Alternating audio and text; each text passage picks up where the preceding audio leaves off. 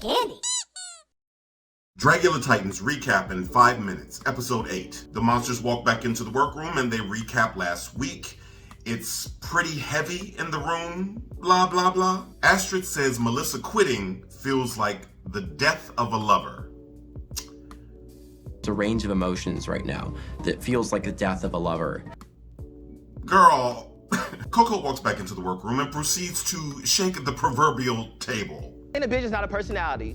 That's not how you win. It's a terrible strategy, by the way. And speaking of strategy, Hoso, what's it like being the smartest person in the room? Because everybody else seems to be too dumb to realize that they're falling for your fucking plan. Not a good day. Okay? Now back to the shaking the table. The Black Panther beret she has on doesn't help the situation. It only seems to contribute to the gravitas of her frustrations. During all this, everyone else seems confused except for Eva Destruction. Eva Destruction agrees 100% with everything Koco is saying and is pretty much just standing there taking it. Everything that Koco's saying right now has every shred of evidence to back it up. Speak your truth, girl. In a situation like this, it's difficult to discuss anything with somebody who lets all these things build up for only there to be a straw to break the camel's back and everything just explodes out of them. What are mixed metaphors?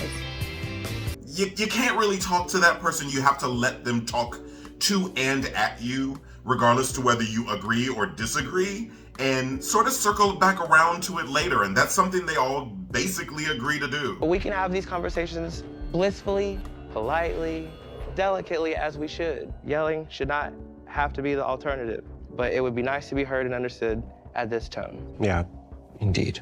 Yeah, that. Yeah, thank you. I never felt like anything Koco says came from a place of irrationality. Everything was perspective. And her perspective was mostly right. The monsters are called to the main stage and they are told this week will decide the final 3, meaning we're going to have a double elimination. I told you. This week's challenge is a season 4 challenge where they have to do a horror icon makeover, meaning they have to dress up as one of their favorite horror icons and act out one of their scenes on the main stage. This is dope. No one has done Reagan McNeil yet. It's very frustrating. Was kind of hoping someone would do The Exorcist. No one has done The Exorcist. This week's Fright Feat is a polygraph test or a lie detector test where they're going to be asked a lot of interesting questions about, the competition, and they have to answer honestly or they'll get shocked. I'm sort of on Koco's side here. I kind of want to feel what the shock feels like. Maybe after the first 2, I would start telling the truth. I don't know that I would keep lying to get shocked, but that's definitely something Koco does throughout this challenge. As the Boulets are telling them about the Fright Feat, after this morning, boy, you get Koco's face and it's giving me Mr. Burns. Excellent, excellent, excellent. During the Fright Feat, the sabotage of Koco's stuff thing comes up, and it seems to have left more questions than answers. Maybe the person that was sabotaging her is gone now. Maybe Koco is haunted. Who knows? I would like to talk about the workroom this week, but there's not really that much to say. It's nothing really new to learn. Moving on. We get to the floor show, and the Boulets look great this week. This week's judges are Joe Bob Briggs and Harvey Guillen from What We Do in the Shadows, which is one of my favorite shows right now. Some of my faves this week are Koco fucking Caine dressing up as the Boulet brothers. I mean the balls on this motherfucker. And the monologue Koco pulls off. I mean, there's no way I would have remembered all those lines, but Koco really pulled it out of her ass this week. Also, Victoria Black coming out of her shell as the Crypt Keeper. Oh my God. I mean, great. It's movie magic. Victoria has found a way to make the Crypt Keeper glamorous.